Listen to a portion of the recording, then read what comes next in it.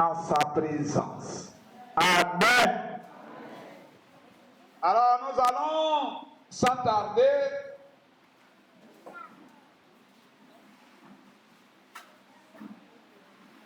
passer au message.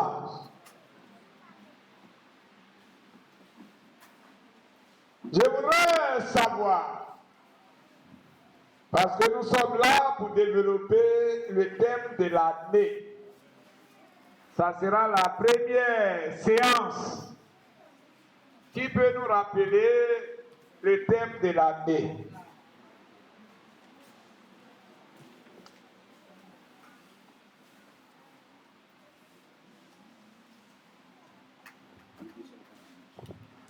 Gloire à Dieu.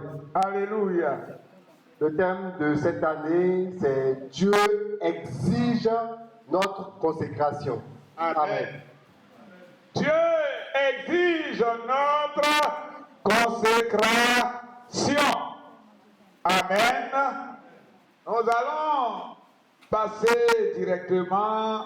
Frère Yavo, que Dieu te bénisse. Et je pense que chacun à son niveau a quand même médité alors ce thème-là. Ce thème a été tiré de quel livre? Oui, Madame Comé.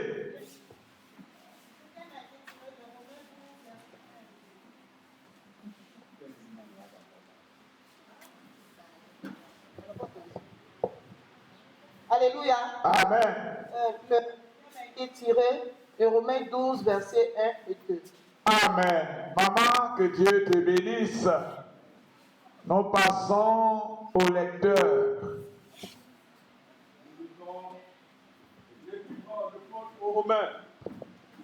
Le chapitre 12, les versets 1 et 2.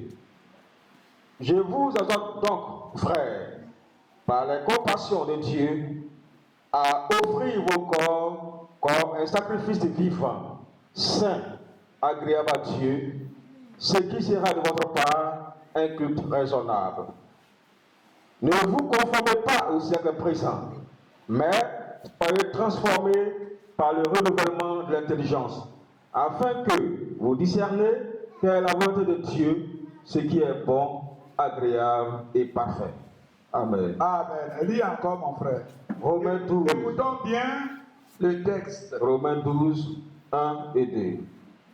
Je vous exhorte donc, frères, par la compassion de Dieu, à offrir vos corps comme un sacrifice vivant, saint, agréable à Dieu, ce qui sera de votre part un culte raisonnable. Ne vous conformez pas au siècle présent, mais soyez transformés par le renouvellement de l'intelligence, afin que vous discerniez quelle est la volonté de Dieu, ce qui est bon, agréable et parfait. Amen. Amen. Frère Cassie, que Dieu te bénisse. Nous baissons nos têtes et nous allons prier. Nous te bénissons. Nous te rendons grâce au Seigneur. Puisque éternel Dieu, dans ton amour, ce matin, tu nous as rassemblés, Seigneur, à tes pieds. Là où, Seigneur, toi-même, tu vas nourrir nos âmes affamées et assoiffées. Éternel, que toute la gloire et l'honneur te soient rendus. Je place maintenant, Seigneur, cette assemblée, Seigneur, sous ton autorité. Que ton esprit règne à maître incontesté sur ce moment. Seigneur, moi qui vais parler, je suis enfant, je ne connais rien, je ne sais pas parler. Alors, Saint-Esprit, toi qui enseignes, alors prends la première place. Oui, Saint-Esprit, enseigne-moi. Parce que si tu ne m'as pas enseigné, je ne sais pas ce que moi, à mon tour, je vais transmettre. Saint-Esprit, n'es-tu pas esprit, l'esprit de Dieu? Alors, Saint-Esprit, révèle-toi. Toi qui es la parole, révèle-toi à moi. Saint-Esprit, toi qui es la parole, révèle-toi à moi, afin qu'au travers de ma personne, tu te révèles également à ton peuple. Béni sois-tu, Seigneur notre Dieu, puisque tu l'as déjà fait, au nom de Jésus. Amen. Je vous exhorte donc, frères, par les compassions de Dieu, à offrir vos corps comme un sacrifice vivant, saint, agréable à Dieu, ce qui sera de votre part un culte raisonnable. Ne vous conformez pas au siècle présent, mais soyez transformés par le renouvellement de l'intelligence, afin que vous discerniez quelle est la volonté de Dieu, ce qui est bon, agréable et parfait. Amen. Alors ce matin, bien-aimés, voici le texte qui nous est donné pour orientation à l'œuvre pour l'année en cours.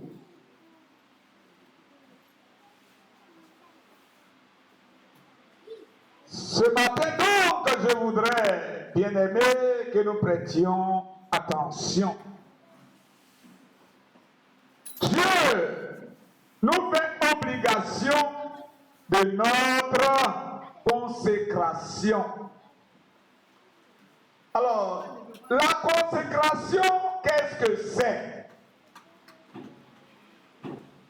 D'où notre développement du thème va partir d'abord de la définition. Parce que si nous connaissons tous de quoi il s'agit, alors nous pourrons évoluer dans la compréhension de l'enseignement que le Saint-Esprit voudrait nous donner. Alors, je me tourne vers vous pour savoir ce que c'est que la consécration. Notre consécration que le Seigneur demande là, que veut dire le mot consécration? Amen. La consécration, qu'est-ce que c'est? Alléluia. Oui. Gloire à Dieu. Alléluia. De façon générale, la consécration, c'est mettre quelque chose à part. Oui.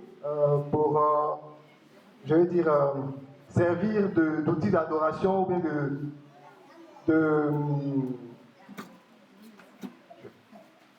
Amen. Amen. Maintenant, dans le sens religieux, Oui. c'est se mettre complètement à part pour servir Dieu, le Christ. Amen. Amen. Que Dieu te bénisse. Alors, frère Emma, qu'est-ce que le frère Yahweh a dit? Il a dit la consécration, c'est quoi?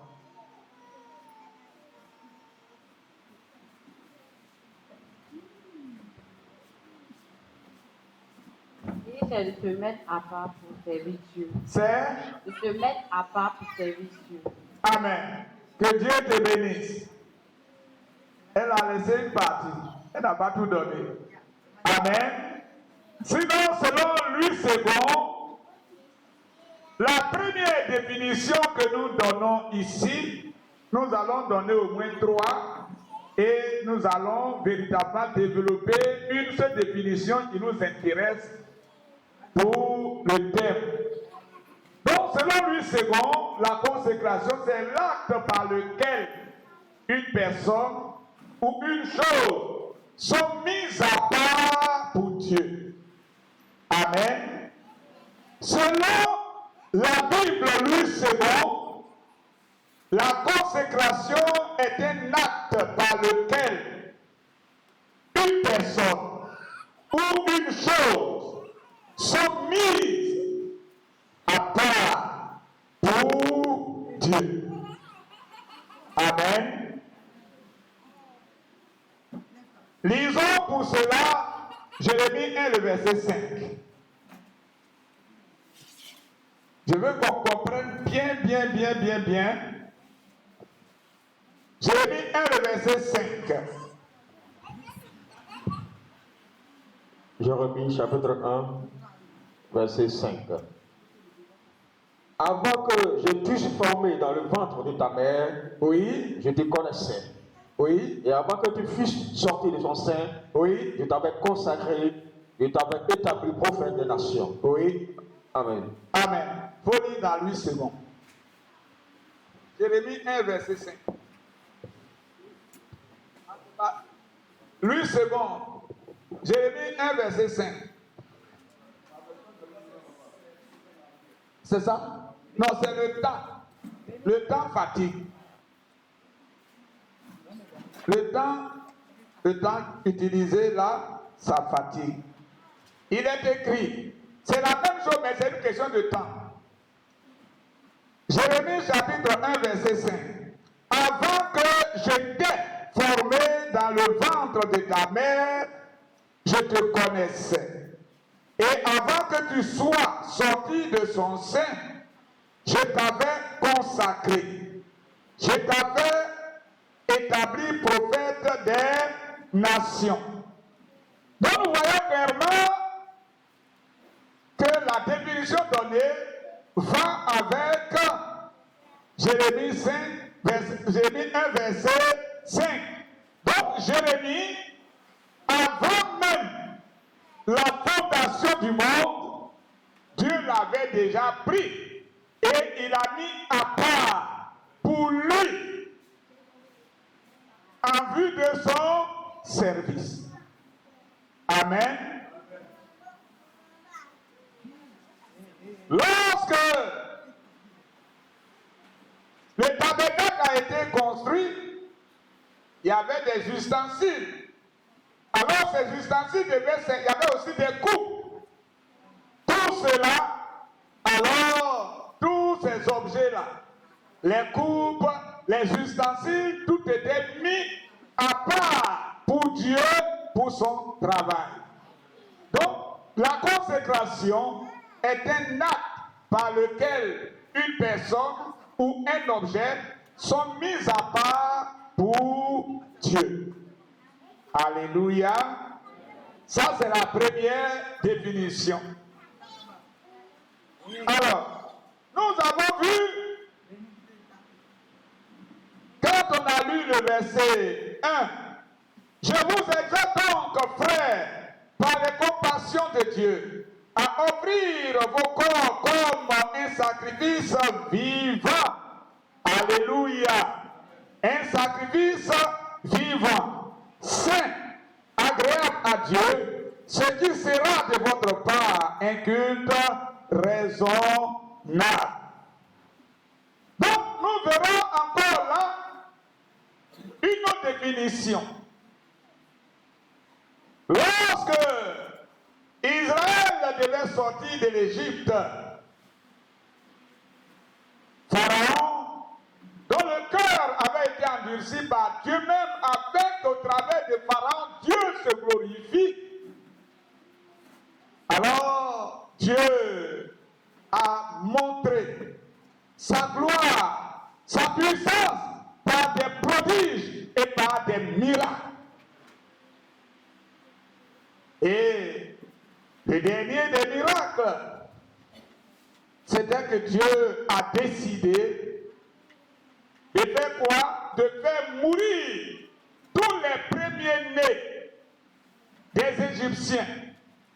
Que ce soit les premiers-nés des hommes comme les premiers-nés des animaux, alors Dieu devait faire passer l'exterminateur pour que tous ces premiers-nés des Égyptiens soient tous tués. Mais, comme Dieu ne veut pas qu'on dise qu'il est menteur, qu'il a dit qu'il va faire sortir ce peuple-là, afin que ce peuple arrive sur une terre où coule le lait et le miel, il va se garder des premiers-nés de son peuple. Donc pour cela, Dieu a demandé quoi? Que chaque famille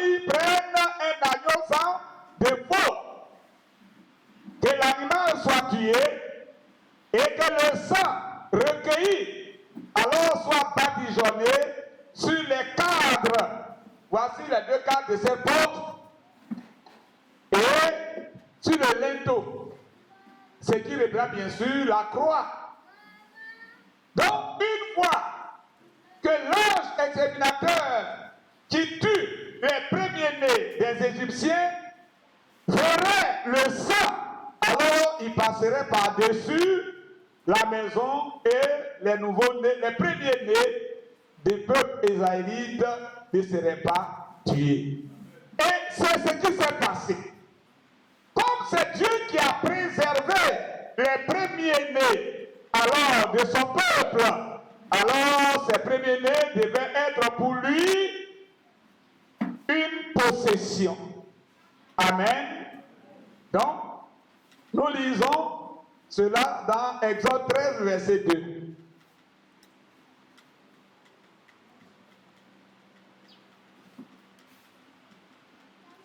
Exode 13, verset 2.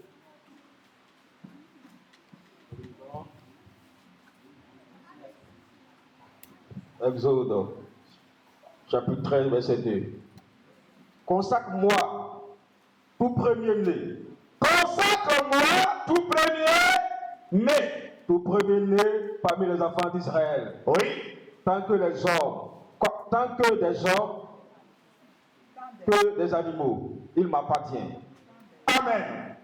Donc, ici, les premiers-nés du peuple d'Israël qui ont été préservés de la mort, alors Dieu a demandé que ces premiers-nés-là lui soient consacrés.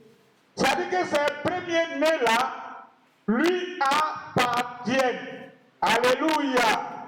Alléluia. Donc ici, le sens de cette consécration, alors c'est notre reconnaissance. C'est la reconnaissance de notre appartenance à Dieu. Amen.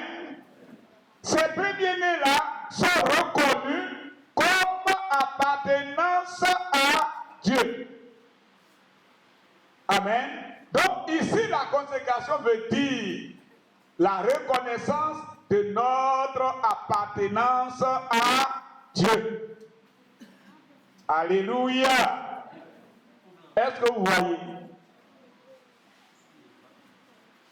Donc, ces premiers-nés que Dieu a préservés de la mort là, quand les premiers-nés des Égyptiens sont tous morts, premiers-nés des hommes, comme premiers-nés des animaux, Dieu a dit, bon, mon peuple d'Israël, alors vos premiers-nés qui n'ont pas été touchés par la mort, alors ils m'appartiennent tous. Vous me les consacrez. Donc ici, cette consécration veut dire la reconnaissance de l'appartenance des premiers-nés à Dieu. Amen. Quand nous allons développer encore davantage, nous verrons que nous étions perdus. Nous étions vendus.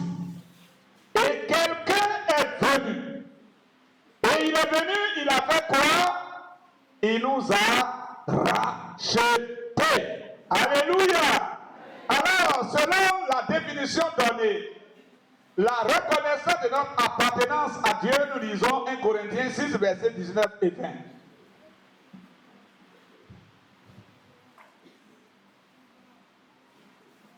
1 Corinthiens 6, versets 19 et 20.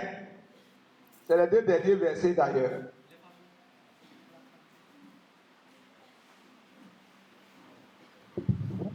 Nous lisons l'épître, la première épître de Paul aux Corinthiens, chapitre 6, versets 19 et 20. Ne savez-vous pas que votre corps est le temple du Saint-Esprit qui est en vous, que vous avez reçu de Dieu et que vous ne vous appartenez point à vous-même? Ah, on ne s'appartient plus dès lors que cet esprit est venu habiter à nous. On ne s'appartient plus. Hein. Tu n'es plus toi-même, tu appartiens à quelqu'un. Oui.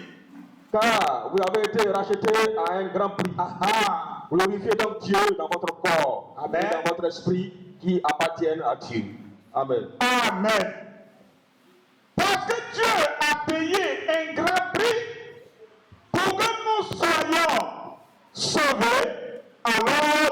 désormais, nous lui appartenons à part entière.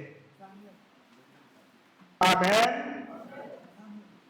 Dès lors que tu as accepté Jésus, parce que tu as cru que perdu, il a fait un grand sacrifice.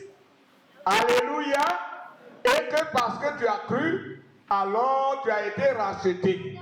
Quand tu vas au marché, que tu es payé pain, maman Félix, tu as donné ton argent, tu fais quoi? Tu prends ton pain. Tu ne vas pas donner l'argent et puis laisser ton pain venir. Donc le pain appartient à qui maintenant? Le pain t'appartient parce que tu as payé un grand prix. Alléluia. Donc, voici encore une autre définition. Dans l'ancien temps, la sacrificature, le travail de serviteur de Dieu, c'est de père à fils. Alléluia. D'où Aaron et ses enfants, et ils étaient mis à part pour servir Dieu. Amen. Amen. Donc, cette consécration, également, ils ont été mis à part pour qu'ils servent Dieu. Et c'est ce qui est ton cas aujourd'hui, et c'est ce qui est mon cas. Dieu t'a choisi, il t'a mis là, il m'a choisi, il m'a mis là. Et je fais ça actuellement. Alléluia. Amen. Donc là, nous pouvons lire Nombre 3, le verset 12 et verset 41, verset 8, verset 11.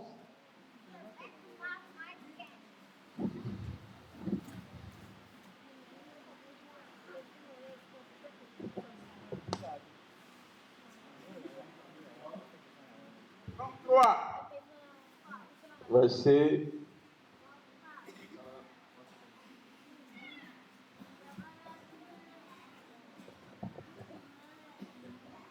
Verset 12, verset 41. Verset 12 et le verset 41. Voici, j'ai pris les Lévites du milieu des enfants d'Israël, à la place de tous les premiers-nés, des premiers-nés des enfants d'Israël, et les Lévites m'appartiendront. Amen. Amen. Verset 41. Verset 41. Tu prendras les Lévites pour moi. Voilà. L'Éternel à la place de tous les premiers-nés des enfants d'Israël. Oui. Et les bétails des Lévites à la place de tous les premiers-nés du bétail des enfants d'Israël. Amen. Amen. Ce n'est pas la peine de lire le 8, verset 11. On va avancer. Nous venons de voir là encore cette forme de consécration. Et nous allons voir encore une autre définition de la consécration. C'est après ça que nous allons prendre la voie qui va conduire au message que Dieu veut nous donner. Amen. Alors, ce matin, vous vous rappelez la fois dernière, j'ai appelé frère Yavo. Il est venu ici. On a fait quoi? J'ai prié pour lui en lui imposant les mains. Ça aussi, c'est une consécration pour l'œuvre. Nous lisons cela, acte 6, verset 6, acte 13, verset 3. Acte 6, verset 6, acte 13, verset 3. Nous lisons dans Acte chapitre 6, verset 6.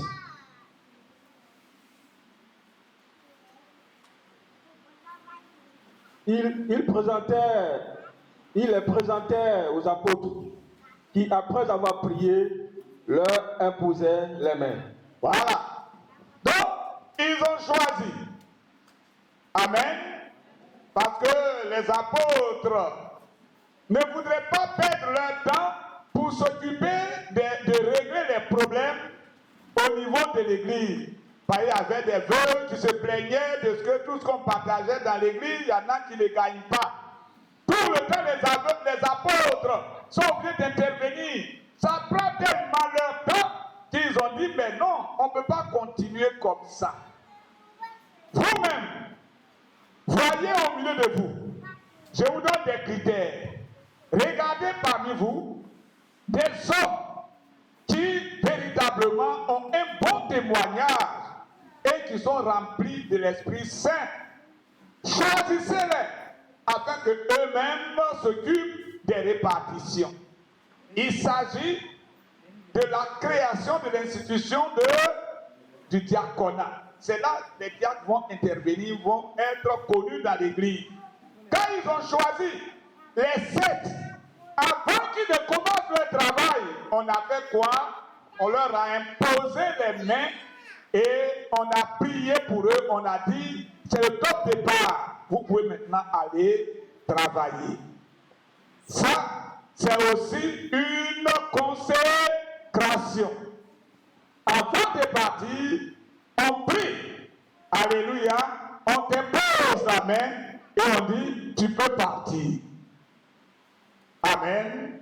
C'est une manière de faire quoi? De te consacrer au Seigneur. C'est une manière de te recommander au Seigneur. Amen. Oui. Acte 13, verset 3. Nous lisons par la suite Acte chapitre 13, verset 3. Alors, après avoir jeûné et prié, il leur imposait les mains et les laissait partir. Amen. Amen.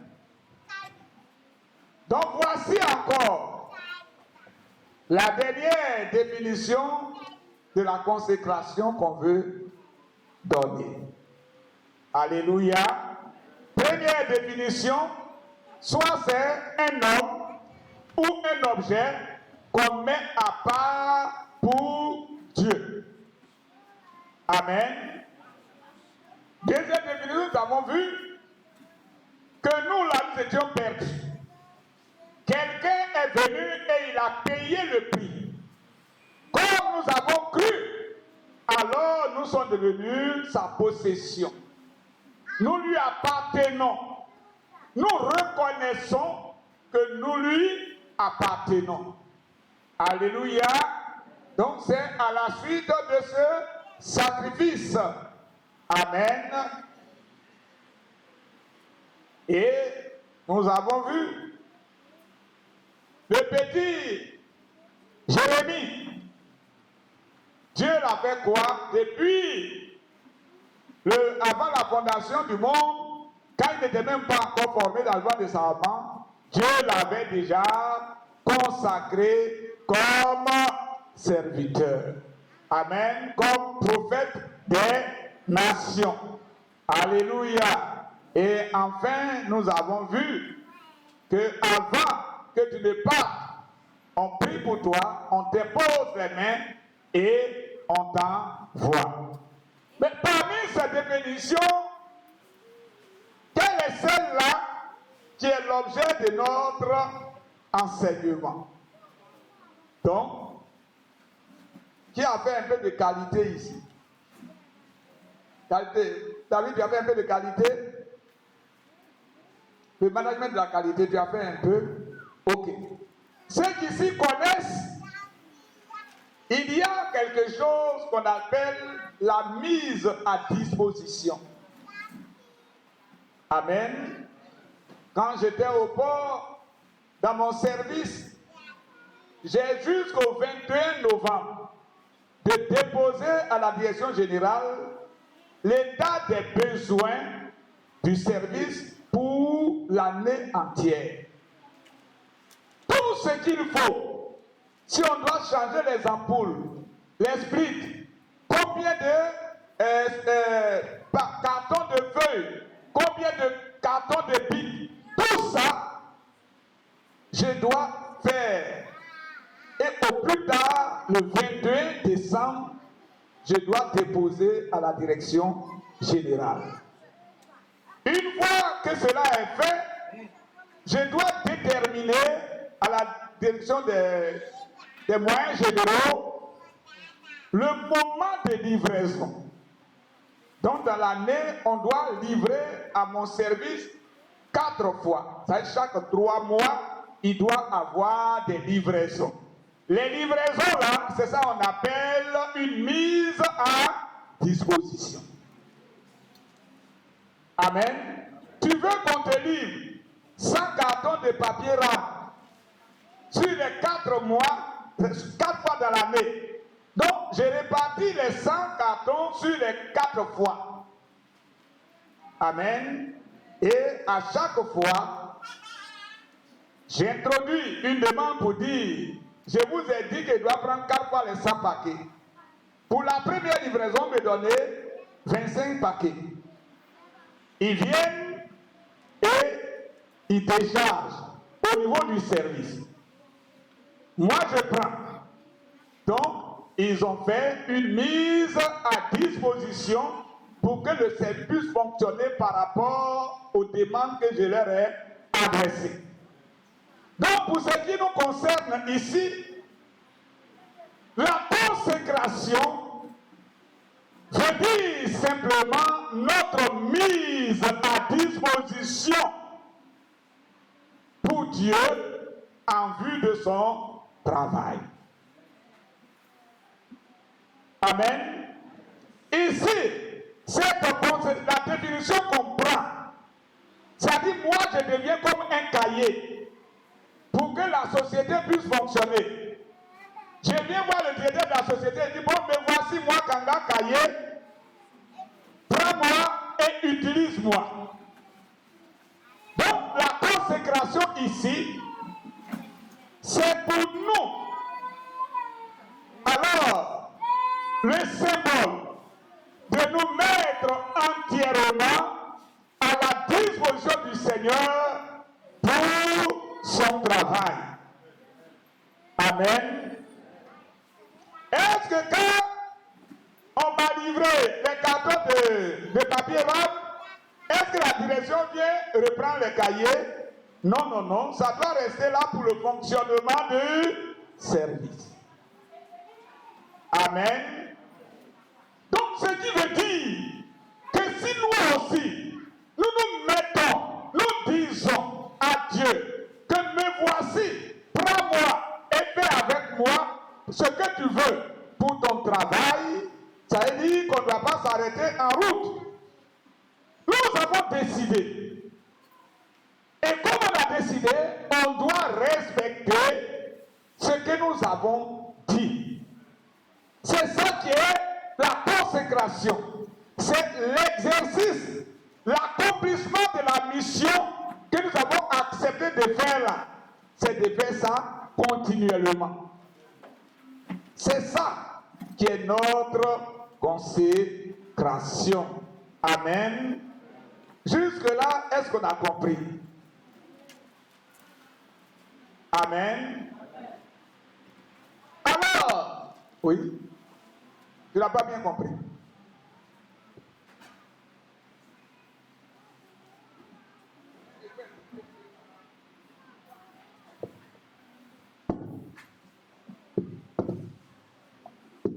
Comment vous avez dit, Jean, comme si c'est comme un cahier où on doit se mettre à disposition, je ne sais pas.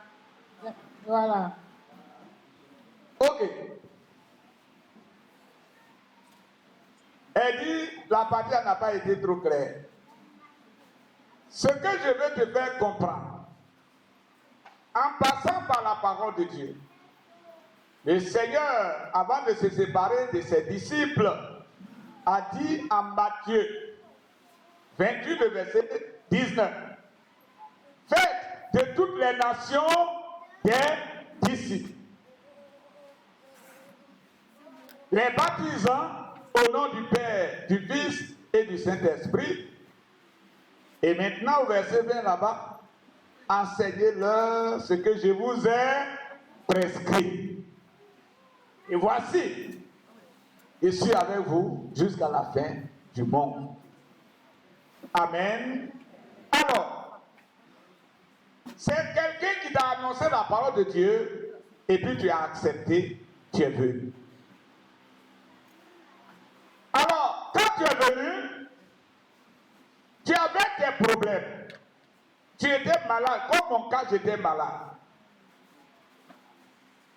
Mais il ne faut pas mettre dans ta pensée que c'est pour ta guérison que tu es venu au Seigneur. La maladie a été un moyen pour Dieu par lequel tu as été atteinte. Tu as été saisi. Moi, quand personne ne pouvait me convaincre. Personne. Si j'ai réussi à faire sortir ma femme de l'église, qui va me convaincre? Il n'y a pas quelqu'un qui me convainc. Mais comme Dieu savait, et c'est après elle a témoigné, sa camarade, Madame Donga peut témoigner. Déjà, quand je faisais ça, elle priait, elle ne peut pas aller à l'église. Donc elle priait. Seigneur, il faut faire quelque chose à monsieur là. S'il a problème, il va se donner à toi. Elle priait en secret. Fais-lui quelque chose de dur. Là, comme ça, quand il va chercher guérison, il va y avoir une solution là. Il va comprendre que tu es là. Effectivement, Dieu l'a écouté. Je suis tombé malade. Alléluia. Je suis tombé malade. Pendant 3 ans et demi. C'est le jour où j'ai mis mes pieds à l'église. Aucun pasteur n'a prié pour moi. Demandez à pasteur K. Il était mon premier pasteur. Il n'a pas prié pour moi. Quand il y a un vieux Ghanéen qui m'a vu et dit, mon fils, ton cas là, l'argent ne peut pas te guérir. Médicament ne peut pas te guérir. Donne ta vie à Jésus. C'était un mardi. Dimanche matin très tôt, j'ai réveillé maman pour chauffer de l'eau. On va se laver pour aller à l'église. Elle croit que je me suis trompé. Et non, tu veux aller à Imbro bien quoi? Pas pour arriver à Imbro, il faut prendre le premier cas. Il dit, maman, je ne suis pas fou. Je te dis, on va aller à l'église, tu ne veux pas aller à Imbro. Alléluia. C'est là elle a chauffé de l'eau. Nous sommes lavés. J'ai dit, allons-y. J'étais devant, elle était derrière moi.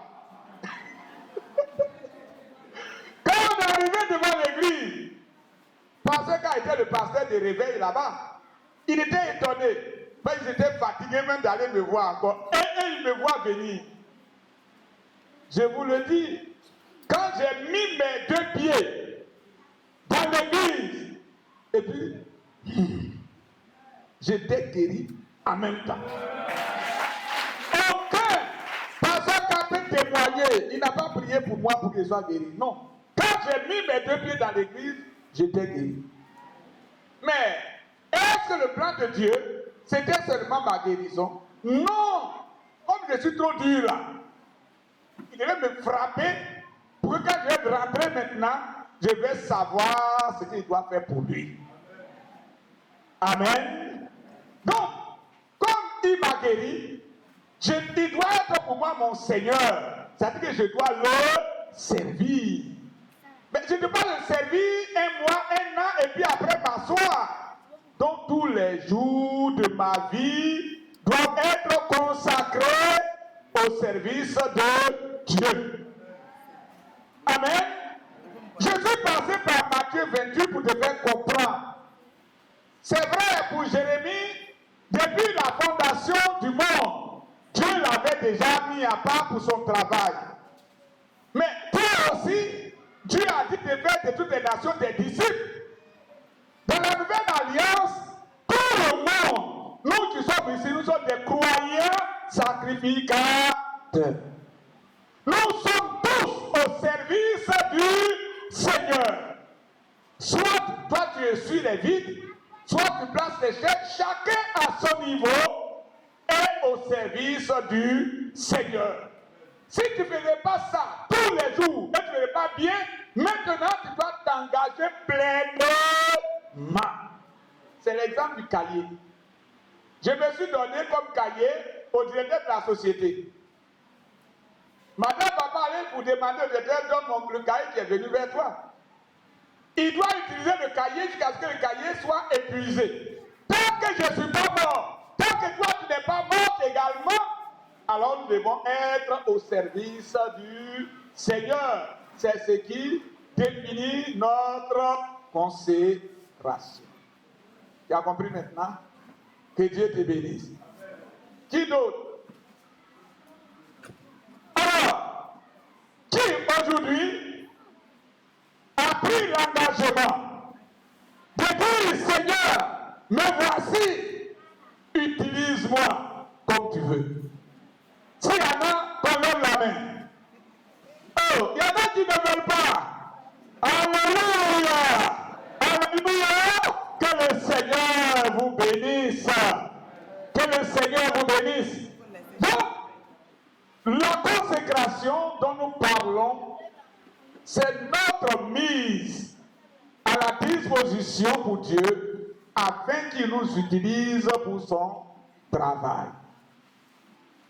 Mais comme nous avons vu, la consécration des premiers-nés que j'ai comparé avec le sacrifice que le Seigneur a accompli à la croix.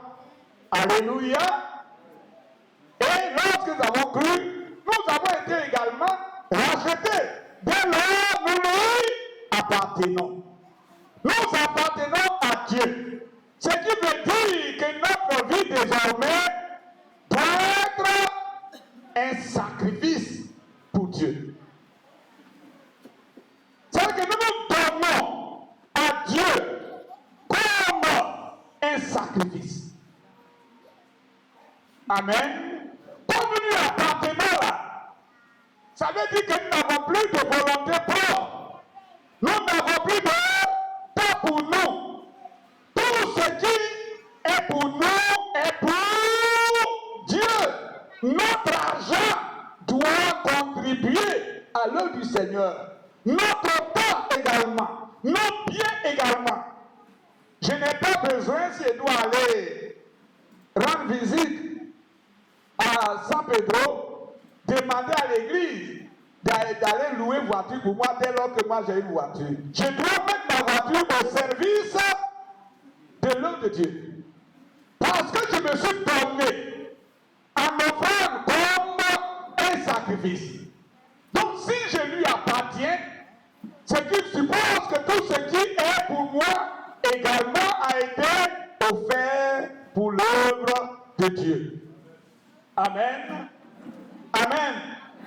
La différence que nous devons mettre quand il est écrit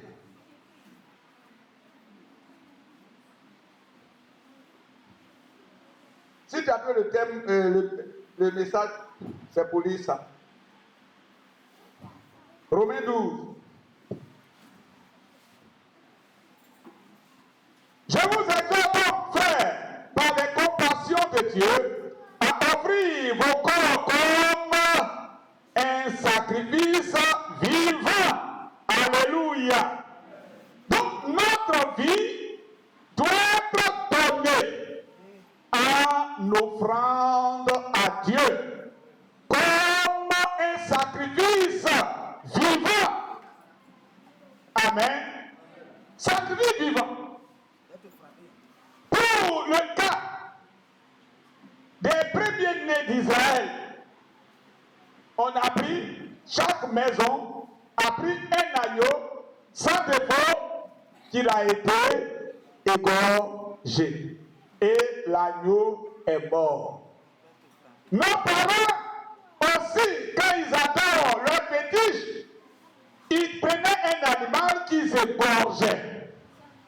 Mais ce sang-là n'arrivait pas à effacer le péché. Alléluia. Mais pour nous, notre sacrifice qui a été fait, c'est le Seigneur lui-même qui est toujours vivant après son sacrifice.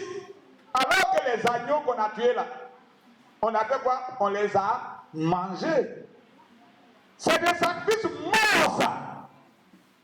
Les animaux étaient mangés, alors c'est terminé. C'est ce que à Sebou, j'ai fait passer comme message au prophète qui maltraitait sa maman parce qu'elle est supposée sorcière. Parce qu'elle a attrapé son enfant, elle a donné, ils l'ont découpé, ils ont vu de manger, ils ont partagé. Mais c'est elle qui n'a pas encore mangé pour elle. Quand on a dit, mais mon frère, tu es prophète, au lieu de maltraiter encore ta maman parce qu'elle aurait confessé qu'elle a fait tuer son fils, qu'ils ont préparé, ils ont mangé et que c'est elle qui n'est pas encore mangée là. Tu dois plutôt glorifier le nom du Seigneur de ce que c'est lui que les sorciers disent avoir tué et encore là, il marche et il vit. Tu dois plutôt glorifier le nom de Dieu en disant que mon Dieu est puissant. Parce que ce que les sorciers gardent, mon Dieu envoie encore à la vie. Alléluia. Alors que les animaux de sacrifice, eux là, ils ne vivent plus. Cependant, l'agneau qui est venu ôter le péché du monde, celui-là après le sacrifice, il vit encore aujourd'hui. Comme Moïse a dit de la part de Dieu à Josué, que tant que tu seras vivant, nul ne tiendra devant toi. Donc nous ne devons pas être des animaux de sacrifice qui vont se corrompre après. Parce que si Dieu nous a mis à part, alléluia, je ne sais pas si vous comprenez ce que je veux dire. C'est parce que Dieu, en nous mettant à part, il a fait quoi? Il y a eu un travail préparatoire. Nous parlerons, vous allez chercher cela, le rapport entre la consécration, la séparation et la sanctification. La consécration, la sanctification et enfin la séparation. Amen. Sensiblement, on peut dire que c'est les mêmes choses. Apparemment. Amen. Mais la sanctification, il y a un plus qui s'ajoute.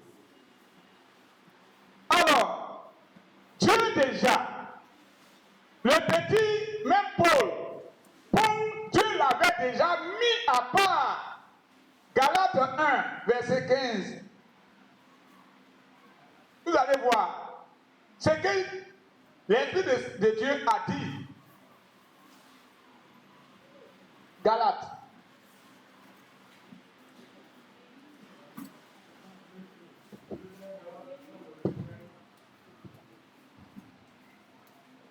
Galates 1, verset 15.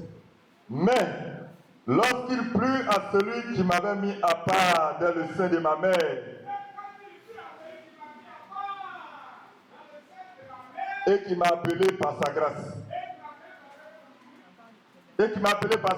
verset 16, de révéler en moi son Fils, afin que je l'annonçasse parmi les païens.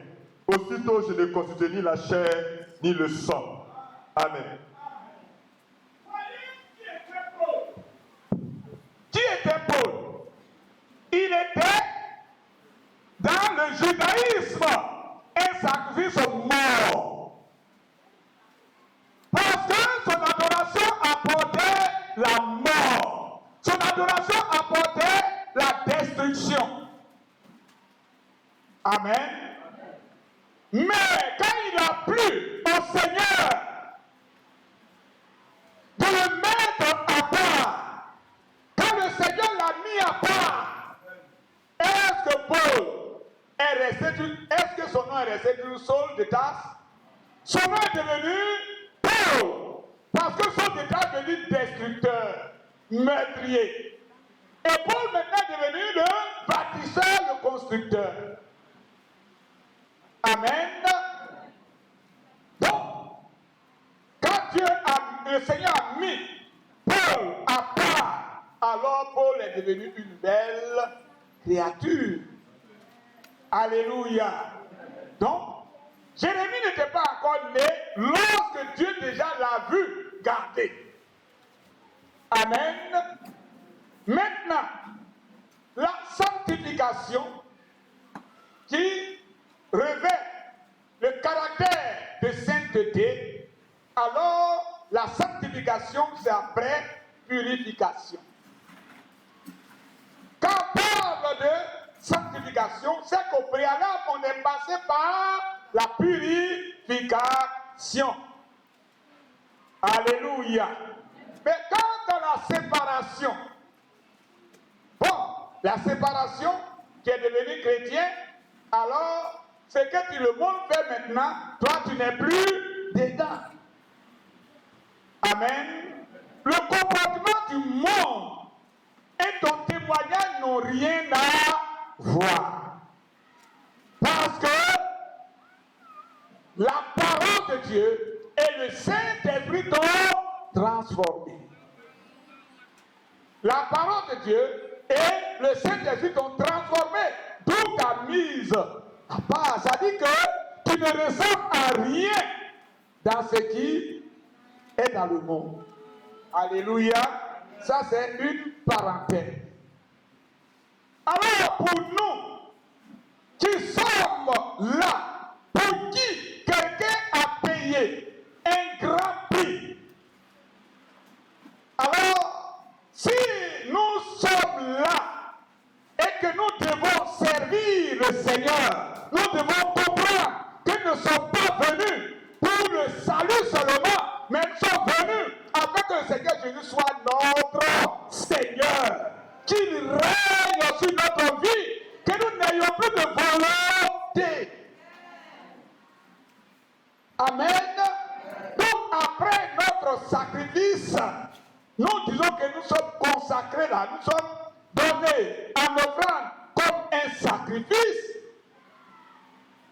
Bien-aimés, nous devons comprendre une chose, que nous sommes là et que nous appartenons au Seigneur.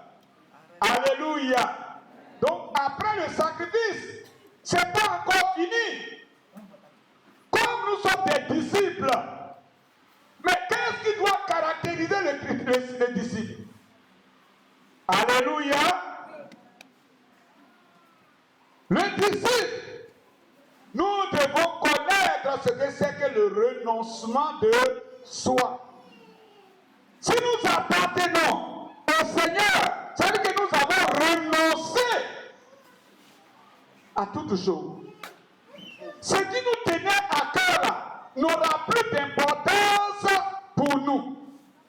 Si nous sommes un sacrifice pour le Seigneur, ça veut dire que nous renonçons à tout ce que notre cœur désire.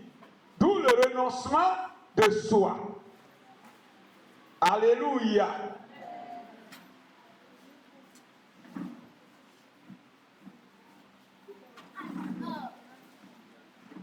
Donc, avant, ce que mon cœur aimait, c'est pas ça que le Seigneur Jésus aime. Comme maintenant je suis à son service, est-ce que je vais faire encore ce que j'aimais tant? Je dois renoncer à tout cela.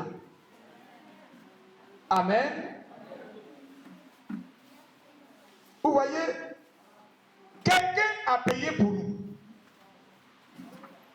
Et nous reconnaissons ce sacrifice qu'il a fait. Donc nous lui appartenons. Et comme lui appartenons pour faire uniquement sa volonté, nous devons désormais renoncer à notre vie passée, à ce que nous aimions autrefois. Alléluia. Est-ce que nous sommes prêts à faire cela? Donc, ces thèmes-là, nous sommes en train de souligner les grands traits. Nous avons compris que nous devons être au service du Seigneur. Parce que nous nous sommes donnés à lui comme une offrande. Donc si nous sommes donnés à lui comme une offrande, bien aimé, nous devons renoncer à tout. Alléluia. Donc, nous n'avons plus de volonté propre. Alléluia. Comme on n'a pas de volonté propre, qu'est-ce que nous faisons maintenant, bien-aimés? Nous devons être totalement à lui et ne faire que sa volonté. Amen. Alors, pourquoi devons-nous nous consacrer? Pourquoi devons-nous nous consacrer? Oui, bien aimé.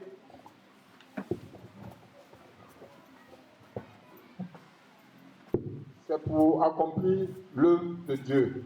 Amen. Nous devons nous consacrer pour accomplir l'œuvre de Dieu. Et comme Dieu aussi, oui, comme Dieu aussi n'est pas ingrat, alors pourquoi est-ce que nous nous consacrons? Lui, il a dit c'est pour faire l'œuvre de Dieu. C'est vrai. Alléluia. Oui. Nous nous consacrons parce que la moisson est grande et il y a peu d'ouvriers. Donc le maître a besoin d'ouvriers pour cette moisson-là. Amen. Oui. Amen. Qui d'autre? Lors des témoignages, lorsque le diacre Narcisse a parlé, je suis intervenu. Celui qui le rencontre, qui le connaissait avant, et maintenant il va penser qu'il vient de l'Europe. Quand il le voit, il ne ressemble pas à quelqu'un qui vient de prison. Celui qui le voit va penser que sa situation sociale a changé parce qu'il brille. Quand il rentrait, il ne brillait pas comme ça. Mais quand il allait tout le temps, il faisait le travail du Seigneur. Donc pourquoi devons-nous consacrer? Notre consécration nous apporte des bénéfices.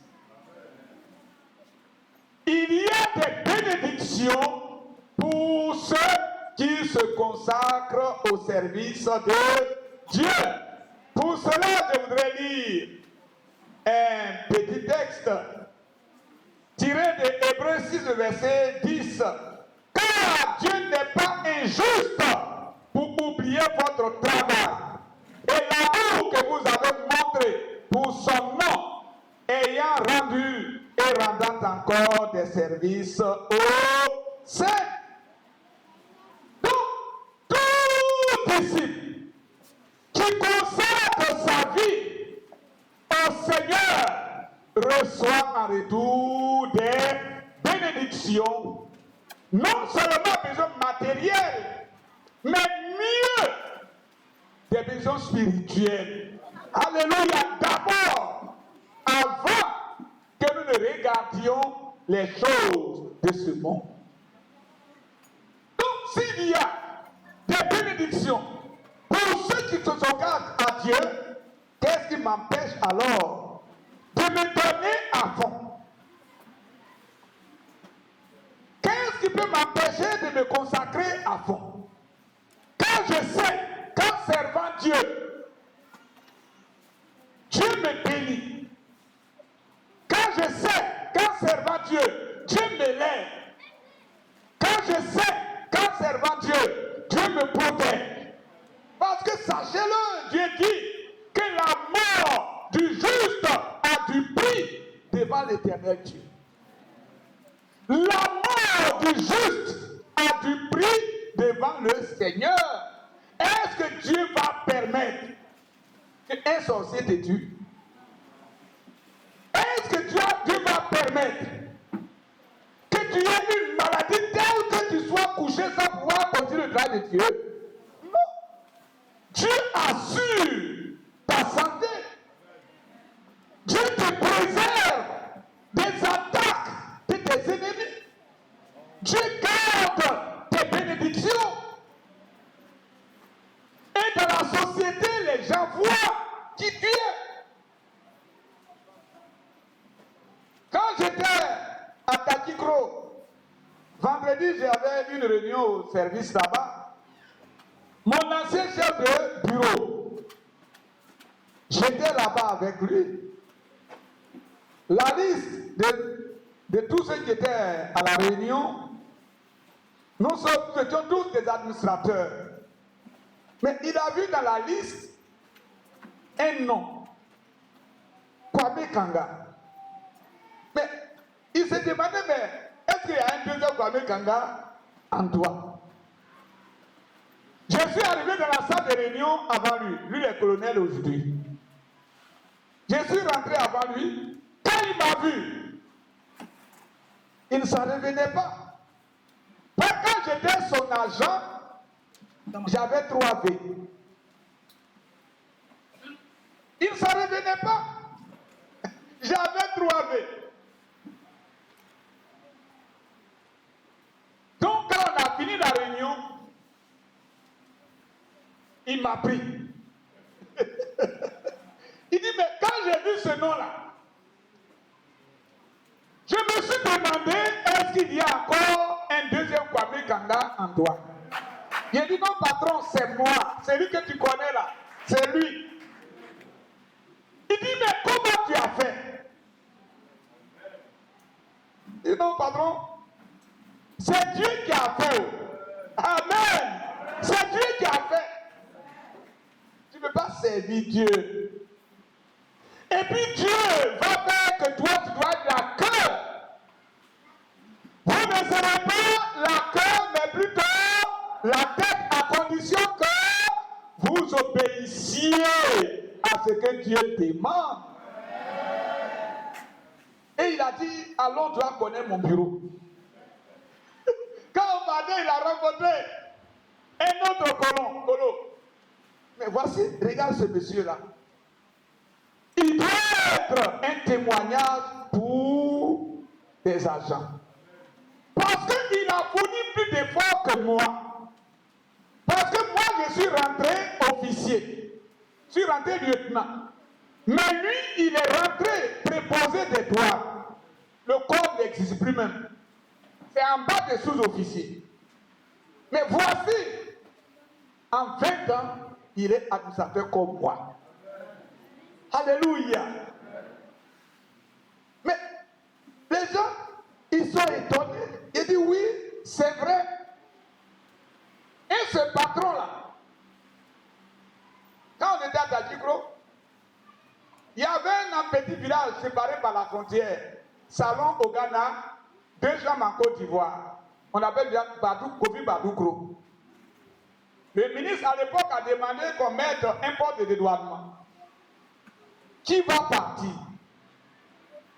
Parce qu'à Tadjikro, tous les camions qui vont au Ghana, c'est par là, il y avait l'argent. Qui va partir? Personne. Entre-temps, j'étais en train de jeûner.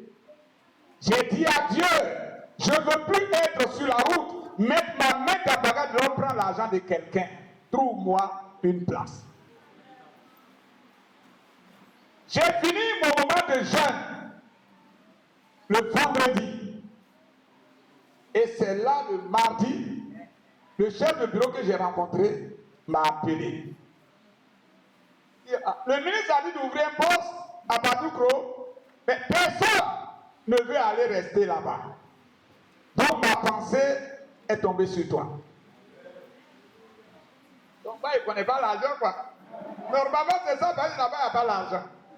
J'ai dit, patron, je suis d'accord. Il dit, tu dis quoi? Sans réfléchir, ta femme va dire à ta femme d'abord, vous allez décider. Non, non, non, patron. Ce que j'ai dit, c'est ça que ma femme va dire. Parce que ce que vous avez dit là, ce n'est pas vous qui m'envoyez là-bas. C'est Dieu qui m'envoie là-bas. J'ai jeûné pendant 1 semaine. J'ai dit à Dieu, je ne veux plus rester sur la route. Mets ma main de sac de quelqu'un. Prends l'argent de quelqu'un indûment. Trouve-moi un poste. J'ai fini mon jeûne samedi. Cela m'a dit, tu es passé par toi. Ton patron, je suis d'accord. Amen. Mais c'est cela. Il m'a fait des promesses. Quand tu vas partir, tout ce que les gens gagnent au bureau, je vais t'en donner. Quand je suis parti, il m'a oublié là-bas. Je ne suis pas plaint. Le gouvernement demandait par mois 350 000. Le premier mois, j'ai fait 3 800 000. Les camions qui passaient là-bas maintenant même, j'avais peur. Tellement les camions passaient. J'avais peur pour que je fasse une faute, pour que j'ai un problème. Voici maman qui est là, elle vendait de l'eau glacée, elle vendait des jus. Tous les jetons étaient dans mon bureau. Quand je calcule ce que tu dois payer, tu payes. Je te donne ta monnaie. Il y a boîte de 5 francs, 10 francs, 25, 50, tout est là. Je donne ta monnaie. Je ne retiens pas la monnaie de quelqu'un. Mais c'est là-bas que j'ai eu l'argent. L'argent que j'ai eu là-bas était beaucoup. Parce que les gens à qui je faisais ce travail gratuitement revenaient en retour me donner des présents. Sur place, quand tu arrives à ta marchandise, tu viens me voir et dis, bon mon frère, les chefs sont dehors là, c'est eux qui pèsent. Et puis ils viennent me donner. Chez moi ici là, il n'y a pas arrangement. Si tu veux faire arrangement, ceux qui ont pesé là, si c'est une tonne et que tu as l'argent de 300 kilos, ils demandent leur pardon, ils vont mettre ça sur ton papier. Les 300 kilos rentrés chez moi, tu payes. Je n'ai pas dit qu'ils ont fait arrangement, ce n'est pas mon problème. Seulement, si tu es rentré avec 100 kilos, tu vas payer les 100 kilos. Et c'est ainsi que Dieu a commencé à m'élever. Amen. C'est ainsi. Servir Dieu, se consacrer au travail de Dieu, il y a des bénédictions. J'étais rentré à l'ENA major. Je suis sorti major. À l'époque, voici le frère David qui est là. Nos postes se faisaient face au deuxième. Il était chez son grand frère. Mercredi, j'ai fait culte.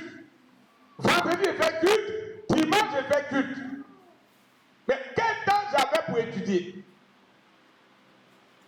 Voyez ce que le Seigneur fait. Quel temps j'avais pour étudier? Mais le Seigneur, comme je faisais pour lui, quand les professeurs viennent à l'ENA pour enseigner là, on peut copier 20, 25 pages en 2 heures de temps. Mais quand on finit de copier, quand je viens à la maison là, je reçois le résumé du cours. Les 25 pages, Dieu me donne un résumé soit de 2 pages. Je fais mes fiches, je mets là. Quand il y a devoir, c'est les 2 pages que j'étudie. Et quand je vais au devoir, c'est ce qui est sur les 2 pages que je copie. Qui me montre? C'est le Seigneur qui me montre parce que j'ai fait pour lui. Donc il y a de la bénédiction pour celui qui se consacre au service de Dieu. Alors, ce matin, nous allons nous arrêter là. C'est la première partie. Nous étudierons, nous enseignerons les autres éléments qui composent le thème. Nous avons parlé de sacrifice, nous avons parlé de sanctification, nous avons parlé de séparation, nous avons parlé de reniement. Et vers la fin, nous parlerons des bénédictions. Comme Pierre, porte-parole de ses camarades, a demandé un jour au Seigneur, parce qu'à un moment donné, la chair a commencé à dominer l'esprit. Pour lui, mais nous, on a fait perdre le temps. Lui-même, il n'a pas maison derrière, quel sera notre sort? Puis il a dit, laissez-le. C'est moi qui le moyen. Il a lui demandé. Il est allé devant Jésus, il dit, mais Seigneur, tu as pas, on a tout quitté là. Nos maisons, nos plantations, nos enfants, on est derrière toi là. Qu'est-ce que nous allons avoir en retour? Amen. Quelle a été la réponse du Seigneur? Que quelqu'un me donne? Quelle est la réponse du Seigneur? Voilà, il n'y a personne qui va quitter tous ses biens, ses enfants, sa femme, ses enfants, et qui en retour ne reçoivent quoi? Au centuple? Non, avant d'arriver au centuple, la vie éternelle d'abord. Et au centuple, ce qu'il a perdu après des persécutions. Ça veut dire que dans l'enseignement, nous verrons aussi un passage qui parle de la souffrance du consacré. Alléluia! ce matin, que Dieu bénisse sa parole. Que le Seigneur vous soutienne et qu'il se révèle à chacun de nous pour que nous voyions ce que nous avons à faire pour notre Seigneur. Amen. On acclame le Seigneur Jésus-Christ. J'ai donné l'annonce du plan de l'enseignement en même temps. Tout est clair, celui qui a suivi, le plan de l'enseignement a été donné. Donc, quand je vais mettre l'ancien David, si ce n'est pas une révélation express, il va développer ce genre de passage.